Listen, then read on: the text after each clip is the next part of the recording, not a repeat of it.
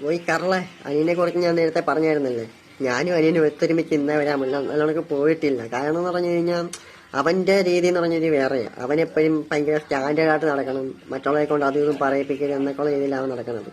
പക്ഷേ ഇതിരുന്നാൽ പോലും സ്നേഹവും കാര്യങ്ങളൊക്കെ ഉണ്ട്.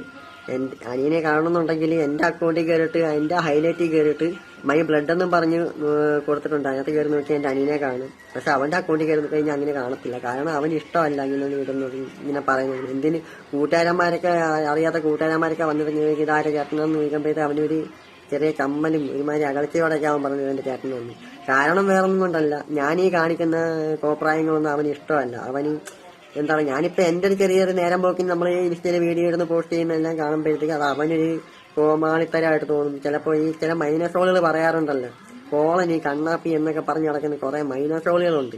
അവന്മാര് പരസ്പരം ഇങ്ങോട്ട് ഈ ഗ്രൂപ്പിൽ അതിനകത്തേക്ക് എടുത്ത് ചർച്ച ചെയ്യുന്നത് അത് ഇവന് ഹാർട്ടാവും. അങ്ങനെ അതിന്റെ പേരിൽ അടിയും വഴക്കൊക്കെ ആവും, ദേഷ്യം വരും. അങ്ങനെയൊക്കെ അതിന്റെയൊക്കെ പേരിൽ അവനൊരു കുറച്ചിലാണ്, ചേട്ടനെന്നോ പറയുന്നുള്ള രീതിയിൽ കുറച്ചിലാണ്. ഞാൻ പറഞ്ഞ കേൾക്കത്തൊന്നുമില്ല. അവൻ അവന്റെ ഇഷ്ടം, എനിക്ക് എന്റെ ഇഷ്ടം എന്നുള്ള രീതിയിൽ ഇങ്ങനെ പോവുകയാണ്.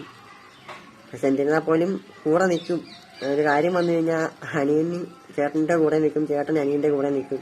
സ്വാഭാവികം, നമ്മൾ തമ്മിലുള്ള ബന്ധം അങ്ങനെയാണ്. അടിയും വഴക്കം ഉണ്ടെങ്കിൽ പോലും അനിയനും ചേട്ടനും ഉള്ള ബന്ധം അതിലേക്കും മാറത്തില്ലല്ലോ, അതിന് എത്ര കാലം വളർന്നാലും.